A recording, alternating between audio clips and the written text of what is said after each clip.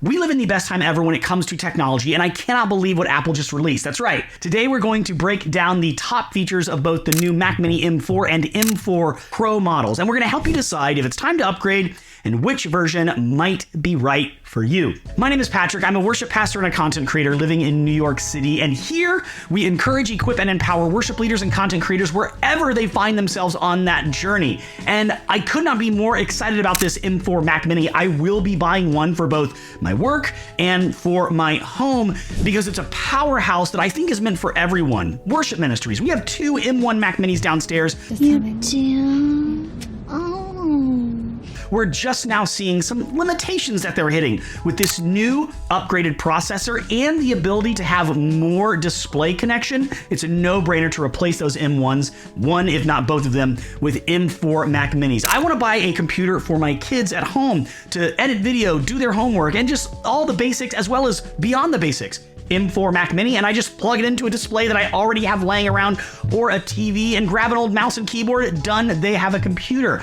Every single day, I take my 16-inch MacBook Pro to and from work, and it's heavy. Not the heaviest thing in the world, not complaining, but to have an M4 Mac Mini right here that's a powerhouse that's technically more powerful than this MacBook Pro, oh my gosh, that would be amazing. All I have to do is take an SSD around with my files.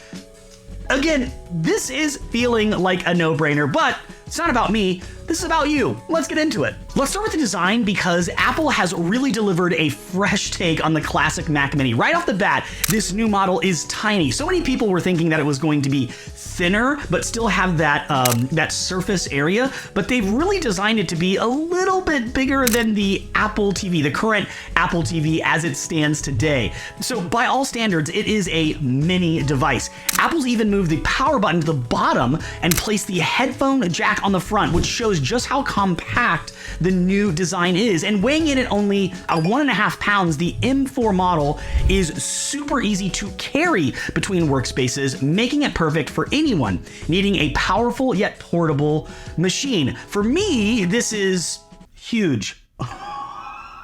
Get it? Get it? Do you get it? I mean, imagine you're taking that extended vacation or that extended work trip where you're in an Airbnb for a month or maybe a month and a half, and you used to take your Apple TV for streaming all your media when you're not working, or you used to take your MacBook Pro as well, or several other devices. Now, you're taking one little M4 Mac Mini, plugging it into any of the TVs throughout the Airbnb, and you're working, you're streaming, you're doing all of the things you need to. It is such a powerful tool that comes in such a small package. Now, let's talk a little bit about power or performance. The new Mac Mini comes in two flavors, if you will. It's the M4 and the M4 Pro. And the M4 chip starts with a 10-core CPU and a 10-core GPU, which is already impressive. It used to be that out of the box, the Mac Minis were intentionally not very powerful. Yeah, they were still a computer, but they were made for the consumer, not the prosumer or the professional. But now, with Apple's new silicon and with these M chips, out of the box, this thing is super impressive, and Apple's bumped the base RAM, this is big, up to 16 gigabyte standard. No more of the outdated 8 gig entry models, which is fantastic for multitasking, pro apps, things like that. Now, the M4 Pro chip, this is where things get really exciting. The M4 Pro starts with a 12-core CPU and a 16-core GPU, and it can be configured up to 14 CPU cores and a whopping 20 GPU cores. Plus, it supports up to 64 gigs of RAM and 8 terabytes of storage. I mean, what does this mean for the Mac Studio? I'm wondering, I had a friend ask me, is the Mac Studio disappearing? I don't think so. I wonder if the Mac Pro will be disappearing and be replaced by the Mac Studio. I don't think that's going to happen, but it makes you wonder when the Mac Mini is now getting this much power. So all of those specs make it the ultimate desktop for, not the ultimate desktop, what am I saying? A very, very competitive desktop for creatives, designers, coders, anyone who demands top tier power. And for your reference, like Apple claims the M4 Mac Mini is up to 1.8 times faster in CPU performance and 2.2 times faster in GPU performance than the 2020 M1 models. Wow. I still know creators that are using the M1 as their main machine for editing, for streaming. Tom Buck is one of these people. But the Mac Mini now, and it already was, but it is now really serious for gaming, for graphics work, for video editing, for streaming. It really packs some power into such a tiny package. Well, hey there. I get asked all the time, how does your stuff look and sound so consistently good? And if you're asking that question, well, I have a free resource for you that's going to help you out.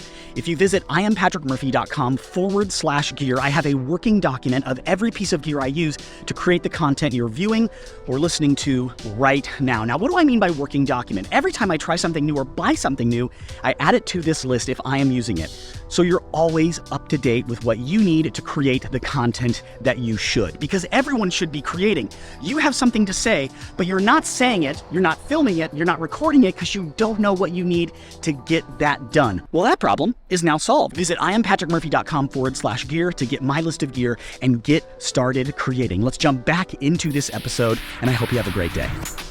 Moving to connectivity, Apple has really future-proofed, that is so hard to say, but it's so important to recognize. It has future-proofed this Mac Mini, meaning down the line, you're not going to be going, I wish it had this. They've really built some things into it that are going to work for years and years and years as a solution for you.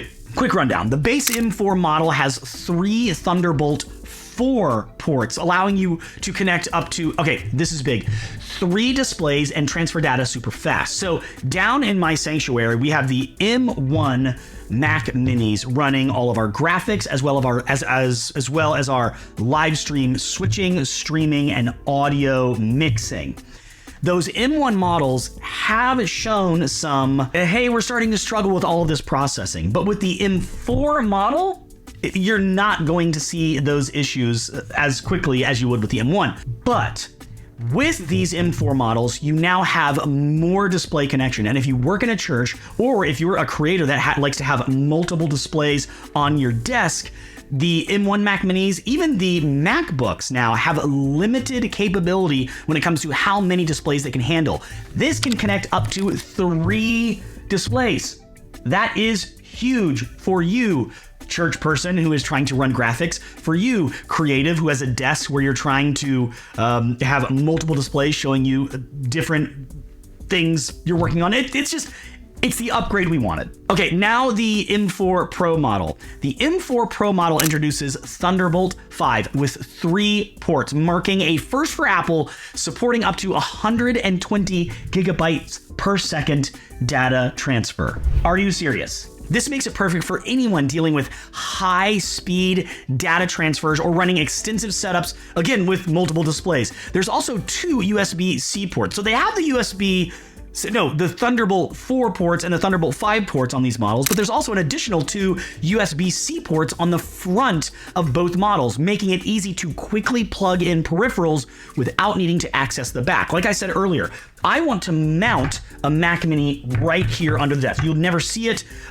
It would have a cable coming out where I could always plug in my teleprompter, external displays. Right now, I have my MacBook Pro sitting here running down to different things. It would give me so much desk space back.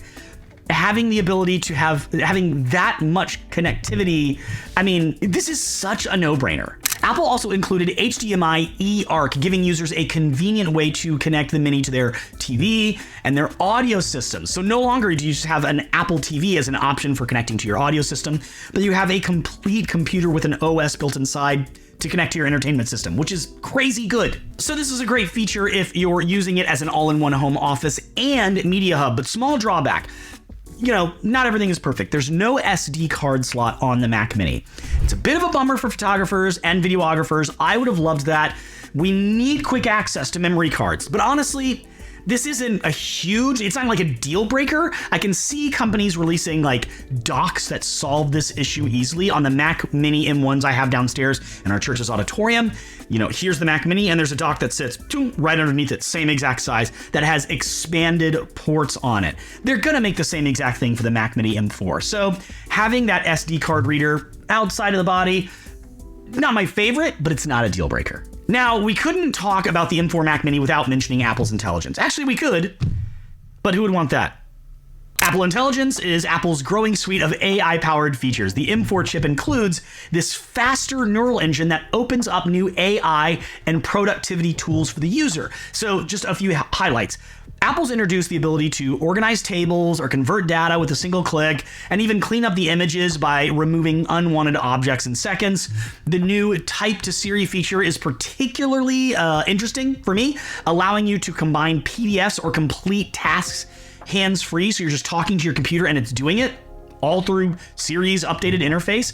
Apple is already even hinting at more AI improvements on the horizon, including personal context-aware features that might one day let Siri autofill things like passport details when booking travel. I want to talk about this stuff, but it's still in development. They're showcasing where Apple's headed with the machine learning and with chips like the M4 and AI on all the Mac devices. But until we really see it, I don't know what to think about it. It sounds great. It sounds very Minority Report, where things are just getting thrown here and there and done for you. But I just wonder if it's always still going to need that human touch to get things done. And I don't want to fully let go control. I mean, I'm getting down an AI rabbit hole here, but I'm looking forward to seeing what they come up with. So we can't get out of this conversation without talking about price, right? Which model is right for you? How much is it going to cost? Well, here's the thing. They did not raise the price of the Mac Mini. It's still $599.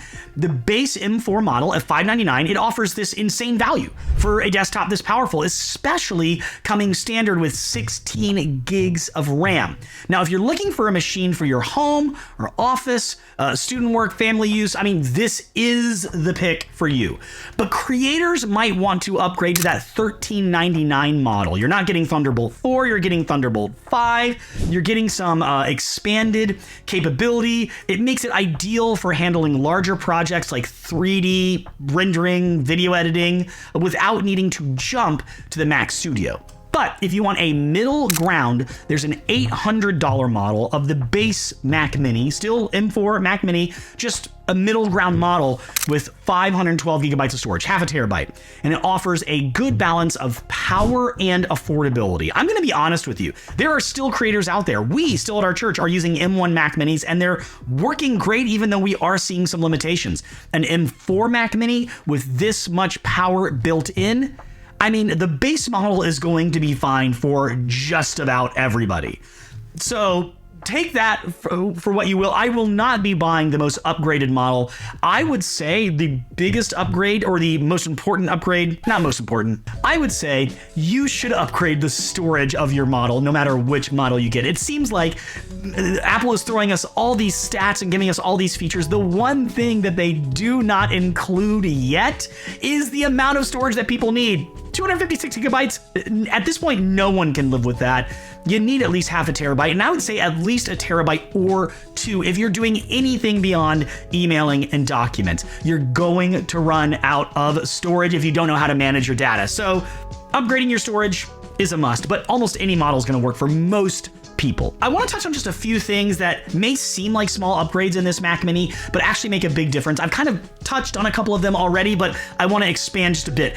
Again, it comes with more USB-C ports. The M4 Mac Mini, we talked about this, it has 5, I briefly mentioned this, 5 USB-C ports in total. This is fantastic for like anybody with multiple peripherals. It used to be that, and let me be clear, not all of the USB-C ports are Thunderbolt 4 or 5. 3 of them are either Thunderbolt 4 on the base model or Thunderbolt 5 on the Pro model, but the other 2 USB ports are standard USB-C. Regardless, you have 5 USB-C ports for charging your phone, plugging in screens, plugging in different peripherals like an Elgato Stream Deck or whatever the case may be.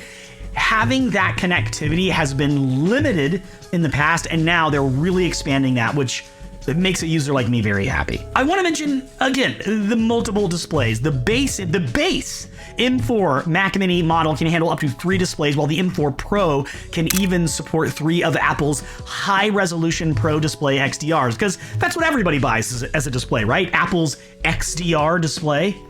No. We do not. But you have to imagine a Mac Mini driving 3 massive 6K displays. It's almost comical, but it shows how powerful these little machines are.